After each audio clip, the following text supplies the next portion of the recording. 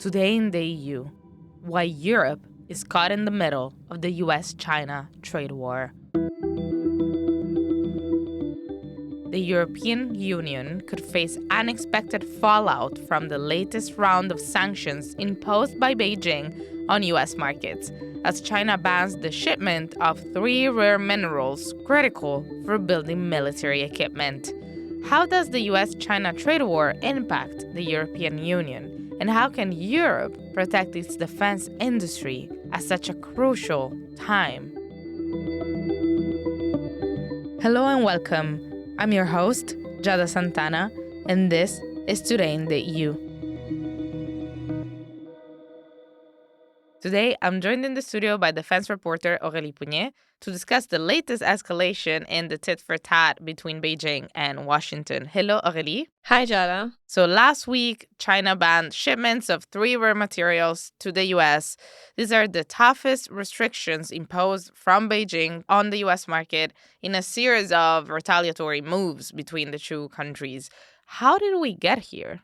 It's a latest series in a lot of different moves that were going on between the US and China on what we call the trade war between the two, which started in 2018 when Donald Trump was president at the time, when he was in the White House. We've seen that there has been increased tension, especially on trade. So it's mostly related, we're talking about tariffs and export bans, really, or export controls. And this part, or this time, I think it deserves quite some attention because we're talking about raw materials or strategic materials. And these are particularly important because they are used in very strategic products, such as defense equipment.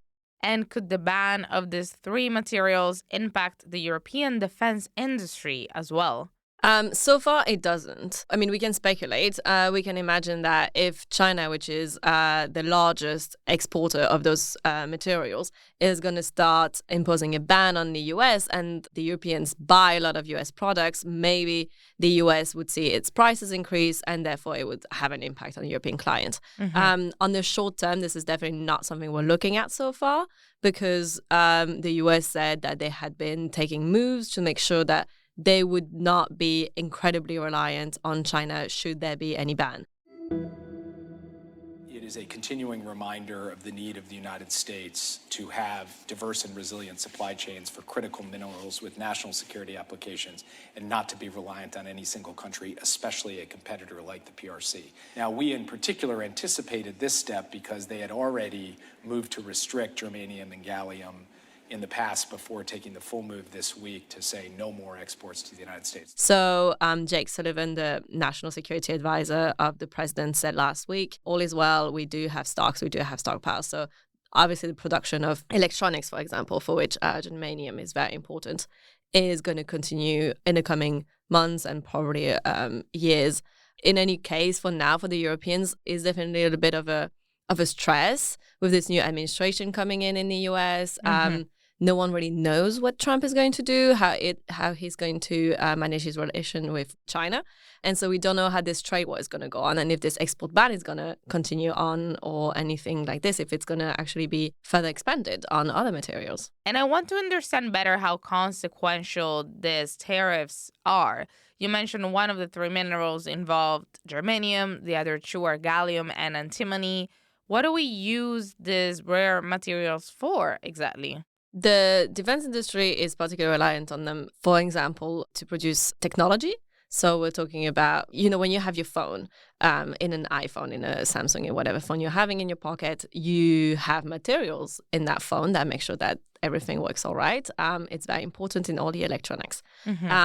Obviously, the defense equipments are also more and more reliant on digital platforms and systems and obviously electronics. And this is where those materials come in very, very important and where you can't really do anything without them. You could say, there are so many phones in the world that if we have to decrease production or if we have to have a ban on something, maybe we can find a way out. But when it comes to defense equipment, we're talking about a moment where, there's a war that Russia started. That we see new tensions in the Middle East. We don't know where things are going. We don't know how things are going to pan out around China and Taiwan. So defense equipment really just purchasing weapons and purchasing, tanks and jets and things like this are becoming more and more important for countries and armies to show that they're part of the global interactions and that they are world powers and they actually have an impact. So obviously, if there is an issue in producing those equipment, whether it's because of the electronics or anything else, the prices are going to increase. It's going to be more difficult to produce them. It's going to take longer. There's going to be a war for materials, really. I mean, it's on a different scale, but during COVID, we were all fighting for masks and toilet paper. I mean, it's kind of the same, but this time we're going to be talking about tanks. You said before that the U.S. security advisor reassured the international public, saying that the U.S. has stocks of these rare materials, but is there a chance that the U.S. can diversify its supply quickly? Because, we know that China has the monopoly on a lot of these raw materials. Yeah, I think we should not be too alarmist at this point. It is important to talk about it, and it's important to keep an eye on it because we don't know how the situation is going to evolve. Because China is the number one exporter when it comes to pretty much any material at this point. But there are a lot of others around the world. In Europe, we can talk about Finland, for example. Australia is exporting quite a bit. Brazil, so there are other suppliers around the world. Simply, they are not as, they don't mine as much. So, and they don't have as much in their soil. So there's just only so much they can put out on the market. Those materials, in any case, are finite resources. So there will be a point, just like oil, just like other resources we have around the world, there's going to be a point where we won't have so many of those anymore. We don't know where they're going to be. We're going to be looking for them. So it's not just about stockpiling. It's also about recycling. It's also about what other alternatives are there in diversifying your supply chain that doesn't have just to be about buying to China. And when it comes to our dependency on the U.S. market, you've come on the podcast quite a bit to discuss the defense industry and the struggles that it has in boosting its own autonomy. How much do we buy from the Americans in numbers? Quite a bit.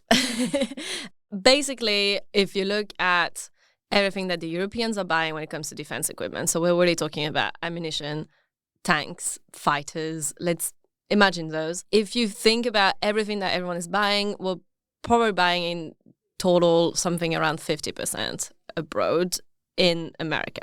If you look at everything that everyone is buying only from foreign companies, so not talking domestic production and domestic availabilities, it's even higher. So it's around 60%. Oh, wow.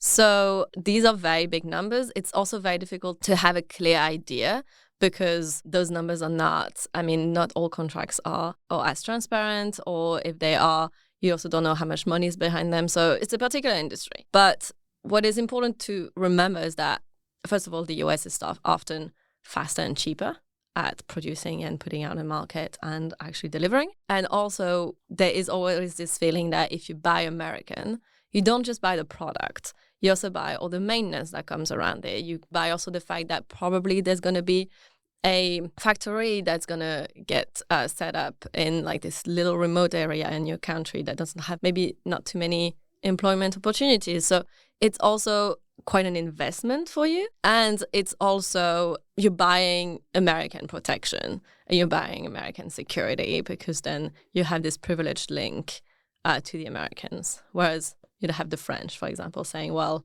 you can't be too reliant on Americans because you don't know if they're not going to, have different opportunities and different interests around the world, and therefore they will completely change their way of doing business with us. Indeed, it is safe to assume that major change is on the horizon. Due to the second Trump term, he is likely not to refrain from escalating tensions with Beijing. That could mean higher restrictions on material that are critical to our defense industry, materials that are used in the military equipment that we purchase from the U.S. So what do you make of the implications for Europe and for Ukraine? I think there's different strands. One important one I would like to highlight is the Europeans, have been saying for the past few years, they don't want to be dictated by the Americans what they have to do. They don't want to just be stuck between the Americans and China. They want to have their own will and do whatever they want. And I think those kinds of restrictions will definitely put Europe on the spot. inside Europe itself, there's going to be more reflections as to, okay, are we following up on that? Are we not? I mean, on the podcast, you've talked about EVs a lot and tariffs on EVs. Yeah. This is definitely where it comes from. Like if America, which is a huge economy, is putting tariffs on China and having a trade war with China, what is that going to have to impact on the European market? Do we want to follow up? Do we not want to follow up?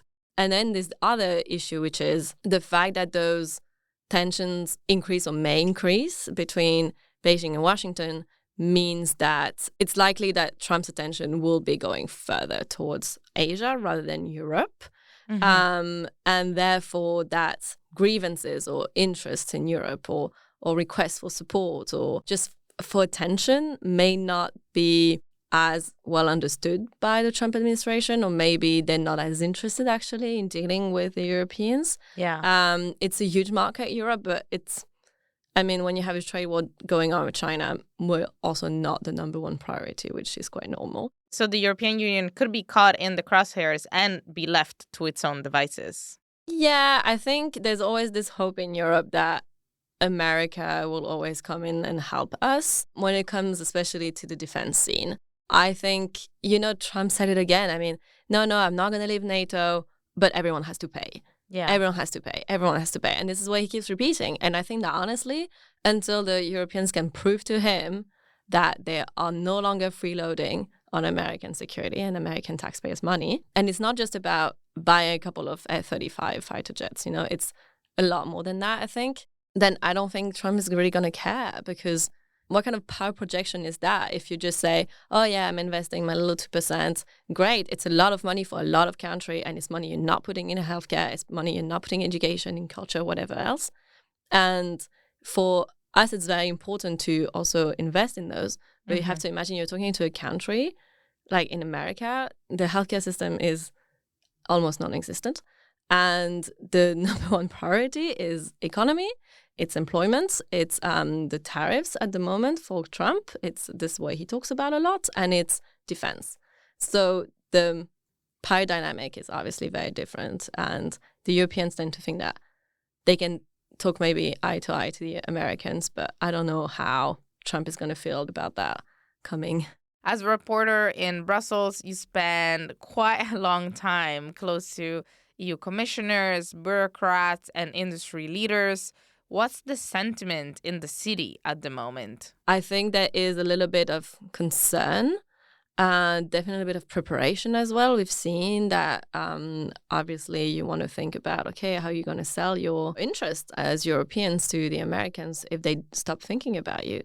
And I think the biggest worry is definitely on what is going to happen in Ukraine and how that's going to affect European security as a whole in not just a short term, because on a very, very short-term basis, if there is a peace, if there is a ceasefire, there can be a buffer zone for a little while. But can it last?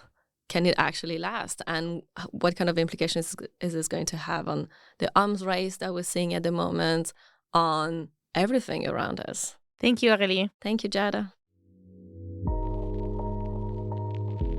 I'm Giada Santana, and this was Euractiv's podcast, Today in the EU. Visit Euractiv to stay on top of the latest news and sign up for our newsletters. You can find us on Spotify, Apple Podcasts, or your favorite streaming platform. Don't forget to subscribe and give us a review. It will really help us spreading the word about our work. Sound engineering by Miriam Sáenz de Tejada. Research and production by Charles Cohen. See you tomorrow. As part of our commitment to accuracy, inclusion, and transparency, Euractiv is part of the Trust Project.